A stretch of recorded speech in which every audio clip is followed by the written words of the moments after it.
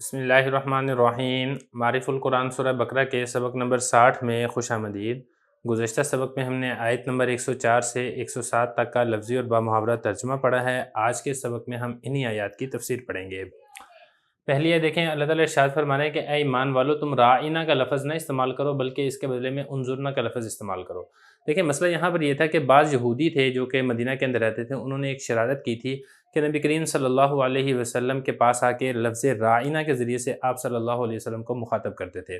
اب یہ راعینا کا جو لفظ ہے، اس کا عبرانی زبان کے اندر معنی ایک بد دعا کا بنتا ہے، اور وہ عبرانی زبان کی نیت سے ہی یہ والا لفظ استعمال کرتے تھے۔ لیکن عربی زبان کے اندر جو راعینا کا لفظ ہے، اس کا مطلب یہ بنتا ہے کہ آپ ہمارا خیال کریں، ہماری مصلحت کی رعایت کریں۔ تو لہذا جو عربی دان تھے یا جو عربی جو مخاطبین تھے، وہ یہودیوں کی شرارت کو سمجھ نہ سکے، اور انہوں نے سوچا کہ یہ تو بہت اچھا لفظ ہے راعینا، کہ ہمارا خیال کیجئے، ہمارا لحاظ کیجئے۔ تو انہوں نے اچھے معنی کی قصد سے مسلمان بھی نبی کریم صلی اللہ علیہ وسلم کو اس لفظ سے مخاطب کرنے لگے۔ تو اس سے پھر وہ جو شریر یہودی تھے، ان کو بڑی شے ملی اور وہ بڑے خوش ہوئے۔ تو وہ جب آپس کے اندر بیٹھتے تھے تو اس بات کے اوپر خوش ہوتے تھے اور ہنسی مذاق کرتے تھے کہ ہم تو آپ صلی اللہ علیہ وسلم کو نعوذ باللہ خفیہ طریقے سے برا کہتے ہی تھے، اب اعلانیہ طور پر بھی آپ صلی اللہ علیہ وسلم کو برا کہنے کی تدبیر ہمارے ہاتھ میں آ گئی ہے، اور مسلمان بھی ہمارے ساتھ اس برائی کے اندر شریک ہو گئے ہیں۔ تو اللہ رب العزت نے مسلمانوں کو اس چیز سے منع کر دیا کہ تم یہ جو راعینا کا لفظ ہے، یہ تم استعمال نہ کرو، کیونکہ اس سے پھر یہودیوں کو شے ملے گی اور ان کو خوشی حاصل ہوگی، بلکہ تم راعینا کے بدلے میں انظرنا کا لفظ استعمال کرو، کیونکہ جو عربی کے اعتبار سے دونوں کا معنی ایک ہی بنتا ہے کہ ہمارا خیال کیجئے، ہمارا لحاظ کیجئے، ہماری رعایت کیجئے۔ لیکن جو انظرنا کا لفظ ہے، اس کے اندر وہ عبرانی زبان میں جو بدویہ کلمہ ہے وہ نہیں بنتا ہے جو کہ راعینا کے اندر بنتا ہے۔ تو اس وجہ سے مسلمانوں کو آپ صلی اللہ علیہ وسلم کے ذریعے سے اللہ رب العزت نے وحی کے ذریعے متنبع کر دیا اور منع کر دیا کہ تم راعینا کا لفظ استعمال نہ کرو، اور فرمائے اسمعوا، اس حکم کو اچھے طریقے سے سن لو، یعنی راعینا کا لفظ استعمال نہ کرو اور انظرنا کا لفظ استعمال کرو، اچھے طریقے سے اس حکم کو سن کے اس کے اوپر عمل کرو۔ وللکافرین عذاب علیم، اور کافروں کے لیے تو دردناک عذاب ہے جو نہایت چلاکی کے ساتھ آپ صلی اللہ علیہ وسلم کی گستاخی کرتے ہیں اور اس قسم کی حرکتیں کرتے ہیں۔ اس آیت سے ہمیں ایک اور مسئلہ بھی معلوم ہوتا ہے کہ آپ کے اگر کسی جائز فعل سے کسی ناجائز کاموں کی گنجائش معلوم ہوتی ہو تو جائز فعل بھی اس وقت جائز نہیں رہتا ہے بلکہ ناجائز رہ جاتا ہے۔ لہذا اگر عالم کے کسی جائز فعل سے جاہلوں کو مغالطے میں پڑنے کا اور ناجائز کاموں کو حلال کرنے کا، اس کے اوپر استدلال کرنے کا خطرہ ہو، تو عالم کے لیے اس جائز کام کرنے سے بھی منع کر دیا جائے گا اور اس کے لیے وہ جائز کام بھی جائز نہیں رہے گا۔ لیکن اس کے لیے ایک شرط ہے، وہ شرط یہاں پر یہ ہے کہ وہ جو کام ہے وہ ضروری اور مقاصد شرعیہ میں سے نہ ہو۔ اس کی مثالیں قرآن و حدیث کے اندر بہت سی ملتی ہیں۔ مثال کے طور پہ حدیث میں نبی کریم صلی اللہ علیہ وسلم نے ارشاد فرمایا کہ بیت اللہ کی تعمیر جو قریش نے زمانہ جاہلیت میں کی تھی، اس میں کئی چیزیں حضرت ابراہیم علیہ السلام کی جو تعمیر تھی اس کے خلاف کر دی تھی۔ تو میرا دل چاہتا ہے کہ میں اس کو منہدم کر کے اثر نو حضرت ابراہیم علیہ السلام کی تعمیر کے مطابق بنا دوں، لیکن ناواقف عوام کے فتنے میں مبتلا ہونے کا خطرہ ہے، اس وجہ سے میں ایسا کام نہیں کرتا۔ تو لہذا اگر کوئی ایسا کام ہو جو مقاصد شرعیہ میں سے نہ ہو اور دوسروں کو اس کی وجہ سے کسی ناجائز کام میں مبتلا ہونے کا خطرہ ہو، تو پھر جائز کام سے بھی منع کر دیا جائے گا اور جائز کام کو بھی نہیں کیا جائے گا۔ ما یود الذین کفروا من اہل الکتاب ولا المشرکین،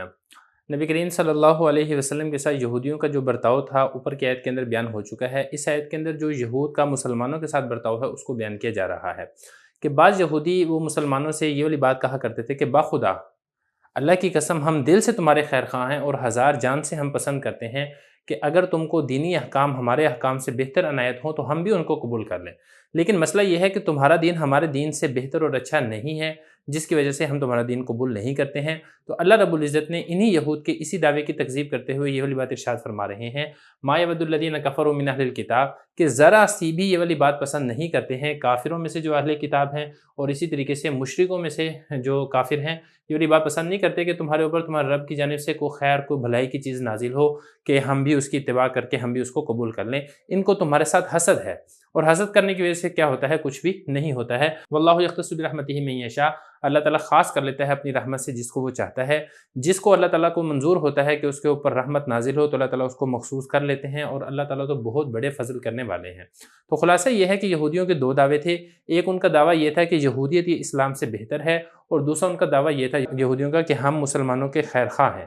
تو اول دعویٰ وہ تو یہ ثابت نہ کر سکے کہ یہودیت وہ اسلام سے بہتر ہونا، تو یہ چاہیے تھا کہ کوئی دلیل لے کر آتے جس سے یہ والی بات ثابت ہوتی۔ دعویٰ کرنے سے کیا ہوتا ہے؟ کوئی آدمی کچھ بھی دعویٰ کر دے، میں اگر دعویٰ کر دیتا ہوں کہ میں پاکستان کا وزیر اعظم ہوں، تو میرے دعویٰ کرنے سے میں وزیر اعظم تو نہیں بن جاؤں گا جب تک میں اس کو دلیل سے ثابت نہ کر دوں۔ پھر ان کا دعویٰ ہے بھی فضول سی بات، کیونکہ جب ناسخ آتا ہے تو منسوخ کو ترک کر دیا جاتا ہے۔ اگر بالفرض یہودیت کسی زمانے کے اندر بلکہ ہے بھی تھی، دین حق اور برحق تھی، لیکن جب ناسخ یعنی دین اسلام آ چکا ہے، نبی کریم صلی اللہ علیہ وسلم کی شریعت آ چکی ہے، افضل چیز آ چکی ہے، تو پھر غیر افضل کو اور پرانی چیز جو کہ منسوخ ہے اس کو ترک کر دیا جائے گا، اور افضل چیز جو کہ ناسخ ہے اس کو اختیار کر لیا جائے گا۔ اور جو ان کا دوسرا دعویٰ ہے کہ ہم تمہارے خرخواہ ہیں، اللہ رب العزت نے اس کی بھی تردید کر دی کہ تم ان کے دھوکے میں نہ آ جانا۔ یہ جو اپنی زبان سے کہہ رہے ہیں کہ ہم تمہارے خرخواہ ہیں، یہ حقیقت کے اندر جھوٹ بول رہے ہیں، بلکہ سچ اور حقیقی بات یہ ہے کہ یہودی اور اسی طریقے سے جو مشرکین ہیں یہ تمہارے خیرخواہ نہیں ہیں بلکہ تمہارے سخت ترین دشمن ہیں۔ آگے دیکھیں، ما ننسخ من آیۃ او ننسیھا، ہم کوئی آیت منسوخ کرتے ہیں یا ہم کسی آیت کو بھلا دیتے ہیں۔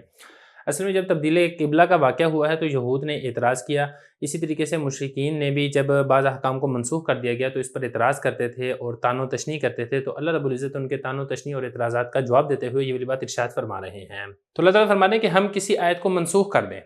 چاہے اس کا حکم منسوخ کر دیں، چاہے اس کی تلاوت بھی منسوخ کر دیں، چاہے اس کا صرف حکم منسوخ کریں اور تلاوت باقی رہے،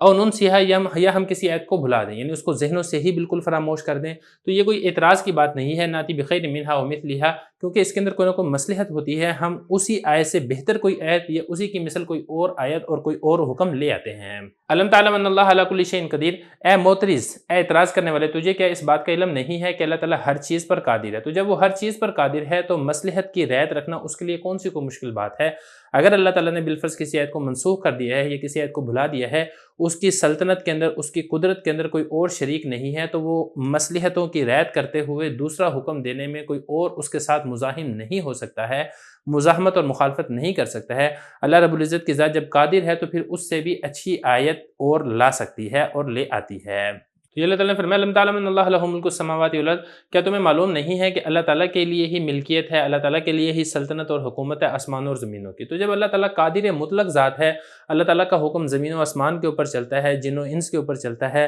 ہر ایک چیز اللہ تعالیٰ کے حکم کے تابع ہے، تو پھر اللہ تعالیٰ کے لیے والی بات کوئی مشکل نہیں ہے کہ اللہ تعالیٰ مصلحت کے مطابق احکام کے اندر تبدیلی کرتے رہیں۔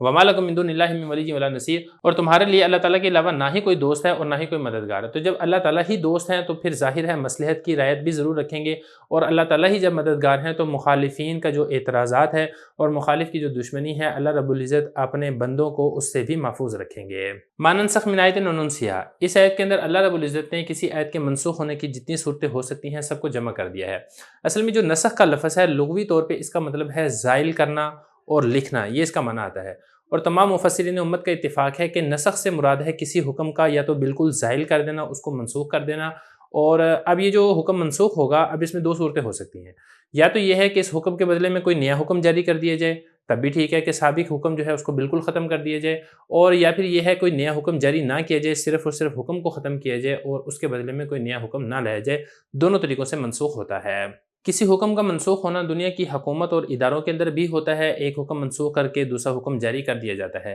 لیکن جو انسانوں کے احکام کے اندر نسخ ہوتا ہے، حکم منسوخ ہوتا ہے، اس کی پھر مختلف صورتیں ہوتی ہیں۔ بعض اوقات تو یہ ہوتا ہے کہ ایک حکم جاری کر دیا جاتا ہے، غلط فہمی کی وجہ سے بعد میں حقیقت پتہ چلتی ہے کہ یہ والا حکم تو ٹھیک نہیں ہے، لہذا سابقہ حکم کو منسوخ کر کے نیا حکم جاری کر دیا جاتا ہے۔ اور بعض اوقات یہ ہوتا ہے کہ ایک حکم ایک وقت کے حالات کے مناسب ہوتا ہے اور آگے آنے والے حالات و واقعات کا اندازہ نہیں ہوتا ہے، جب حالات کے اندر تبدیلی ہوتی ہے تو پھر پرانے حکم کو منسوخ کر کے دوبارہ نیا حکم جاری کر دیا جاتا ہے۔ یہ جو حکم کا منسوخ ہونا ہے، اس طرح کے یہ جو دونوں صورتیں ہیں یہ احکام خداوندی کے اندر نہیں ہوتی ہیں، کیونکہ احکام خداوندی اللہ رب العزت کو تو نہ تو غلط فہمی ہوتی ہے اور نہ ہی اللہ رب العزت کے حکم میں ہم یہ والی چیز تصور کر سکتے ہیں کہ اللہ رب العزت کو یہ والی بات معلوم نہیں ہوگی کہ آگے چل کے کیا حالات تبدیل ہوں گے۔ اللہ رب العزت کو جو کچھ ہو چکا ہے، ہو رہا ہے اور ہوگا، ہر چیز کا علم ہے۔ نسخ کی ایک تیسری صورت بھی ہے، وہ یہ ہے کہ حکم دینے والے کو اول معلوم ہوتا ہے کہ حالات بدلیں گے اور یہ والا حکم اس وقت تک رہے گا، پھر اس کے بعد ہمیں نیا حکم جاری کرنا پڑے گا، لیکن وہ شروع سے ہی سارے وقت کو دیکھتے ہوئے ایک ساتھ حکم جاری نہیں کرتا ہے۔ مثال کے طور پہ ڈاکٹر ہے، کوئی آدمی ڈاکٹر کے پاس جاتا ہے، ڈاکٹر اب دوا دے دیتا ہے، اب ڈاکٹر کو پتہ ہوتا ہے کہ یہ والی جو دوا ہے یہ 4 دن استعمال ہوگی، اس کے بعد اس کو پھر نئی دوا لکھ کر دیں گے، اس کی طبیعت تھوڑی سی بہتر ہوگی، پھر دوا تبدیل ہوگی، مطلب پورا جو علاج کا پروسیس اور طریقہ کار ہوتا ہے وہ ڈاکٹر کے علم میں ہوتا ہے۔ لیکن ڈاکٹر کے پاس اب اس چیز کا بھی اختیار ہے کہ وہ ایک پورے مہینے کی دوائی لکھ کر دے دے، لیکن اس میں مسئلہ یہ ہے کہ ہو سکتا ہے کہ جو مریض ہے وہ اس کو سمجھنے میں غلطی لگ جائے، یا پھر وہ اس کو صحیح طریقے سے، جس طریقے سے ڈاکٹر نے حکم دیا ہے اس کو استعمال کرنے کا، اس طریقے سے استعمال نہ کر سکے، اس کی طبیعت کے اوپر بار اور بوجھ ہو سکتا ہے۔ تو لہٰذا جو ایک مشفق ڈاکٹر اور حکیم ہے وہ شروع سے ہی پورا لائحہ عمل کے مطابق دوائی نہیں دیتا، بلکہ کہتا ہے کہ 3 دن تک آپ استعمال کریں، 4 دن تک، 1 ہفتہ تک استعمال کریں، پھر دوبارہ چیک کروائیں۔ تو اسی طریقے سے اللہ رب العزت بھی ایسے ہی کرتے ہیں کہ اللہ رب العزت کو معلوم ہوتا ہے کہ یہ حکم کتنے وقت اور کتنے عرصے تک رہے گا، اور اس کے بعد پھر اس حکم کو تبدیل کرنا پڑے گا، لیکن اللہ رب العزت شروع سے ہی اور آغاز سے ہی حکم کو نہیں بتاتے ہیں تفصیل سے، بلکہ جتنے وقت تک جو حکم مناسب ہوتا ہے اتنے وقت تک اس حکم کو نازل کرتے ہیں۔ پھر جب مصلحت اس بات کا تقاضا کرتی ہے کہ نیا حکم آنا چاہیے، تو پرانے حکم کو منسوخ کر کے اللہ رب العزت نیا حکم لے آتے ہیں۔ خلاصہ یہ کہ نسخ کی جو 3 صورتیں ہیں، جن میں جو پہلی 2 صورتیں ہیں وہ تو ناواقفیت اور جہالت کی وجہ سے دنیاوی احکام کے اندر اور دنیاوی لوگوں میں بھی جاری ہوتی ہیں، لیکن جو نسخ کی تیسری صورت ہے وہ ایک حکیم اور ایک عقل مند شخص، اور اللہ رب العزت کی ذات بھی چونکہ انتہائی دنا اور عقل مند ہیں اور لوگوں کی مصلحتوں سے خوب واقف ہے، لہذا نسخ کی تیسری صورت ہی احکام شرعیہ کے اندر جاری ہوتی ہے اور آیات کے اندر جاری ہوتی ہے۔ لیکن جو یہود تھے اور اسی طریقے سے جو بعض مشرکین تھے، انہوں نے دنیاوی منسوخ احکام کے اوپر قیاس کرتے ہوئے کہ جس طریقے سے وہاں پر ایک ناواقفیت کی وجہ سے، جہالت کی وجہ سے حکم کو منسوخ کر دیا جاتا ہے، اللہ رب العزت کے بارے میں بھی یہی اعتراض کرنا شروع کر دیا، جس کے اوپر اللہ رب العزت نے یہ والی آیات نازل کی ہیں کہ اللہ رب العزت کی ذات کو تم دیگر لوگوں کے اوپر قیاس نہیں کر سکتے ہو۔ دیگر لوگوں کے اندر تو جہالت ہوتی ہے، دیگر لوگوں کے اندر تو صحیح معاملے اور صحیح مسئلے سے واقفیت نہیں ہوتی ہے، اللہ رب العزت کی ذات ایسی نہیں ہے۔ اللہ رب العزت کی ذات تو آسمان و زمین کی ملکیت رکھتی ہے، ایک ایک چیز کو اور ہر آنے والے واقعے کو اللہ رب العزت کی ذات بخوبی واقف اور جانتی ہے، لہذا اللہ رب العزت کی ذات کسی حکم کو منسوخ کرتی ہے تو وہ کسی مصلحت کے پیش نظر ہوتا ہے، وہ ناواقفیت کی وجہ سے یا جہالت کے پیش نظر نہیں ہوتا ہے۔ یہاں پر ایک بات آپ اور سمجھ لیں کہ جو نسخ کی اصطلاح ہے، یعنی حکم کو تبدیل کرنا، یہ جو حکم کی تبدیلی ہے کہ ایک حکم کو منسوخ کر کے اس کے بدلے میں ایک نیا مستقل حکم بھی آ سکتا ہے، جس طریقے سے بیت المقدس قبلے کو تبدیل کر کے بیت اللہ کو قبلہ بنا دیا گیا، اور اسی طریقے سے حکم کی منسوخی ایسے بھی ہوتی ہے کہ کسی مطلق یا عام حکم کے اندر کسی قید اور شرط کو بڑھا دیا جاتا ہے، یہ بھی ایک قسم کی تبدیلی ہے۔ اسلاف امت نے نسخ کو ایک ایسا عام معنی کے اندر استعمال کیا ہے جس میں حکم کی پوری تبدیلی وہ بھی داخل ہوتی ہے، اور اسی طریقے سے جزوی تبدیلی، یعنی کسی قید کا اضافہ ہو جاتا ہے، کسی شرط کا اضافہ ہو جاتا ہے، یہ کمی ہو جاتی ہے، اس کو بھی شامل کیا ہے۔ لہذا جو متقدمین حضرات ہیں انہوں نے قرآن مجید کے اندر وہ آیات جو منسوخ کی گئی ہیں ان کو 500 تک شمار کیا ہے، جبکہ جو متاخرین حضرات ہیں انہوں نے صرف اسی تبدیلی کا نام نسخ رکھا ہے جس میں پہلے حکم کی دوسرے حکم کے ساتھ کسی قسم کی تطبیق نہ ہو سکے۔ لہذا اگر یہ دوسرا معنی مراد لیا جائے تو پھر اس اعتبار سے جو آیات منسوخہ ہیں ان کی تعداد بہت زیادہ کم ہو جائے گی، یعنی متقدمین نے جس طریقے سے 500 آیات کو منسوخ شمار کیا ہے، بالکل ایسے ہی جو متاخرین حضرات ہیں ان کے نزدیک یہ والی آیات 500 نہیں رہیں گی بلکہ گھٹ کے 20 تک ہو جائیں گی، بلکہ حضرت شاہ ولی اللہ رحمہ اللہ تعالیٰ نے تو ان منسوخ آیات کو 5 تک شمار کیا۔ تو خلاصہ کلام یہ ہے کہ جو حکم کی منسوخی ہے، یا تو بالکل حکم منسوخ ہو جائے، اس کے اندر بھی داخل ہے یہ حکم کی منسوخی، یا جزوی طور پر حکم منسوخ ہو، کلی طور پر حکم منسوخ نہ ہو، کسی شرط کا اضافہ کر دیا جائے، کسی قید کا اضافہ کر دیا جائے،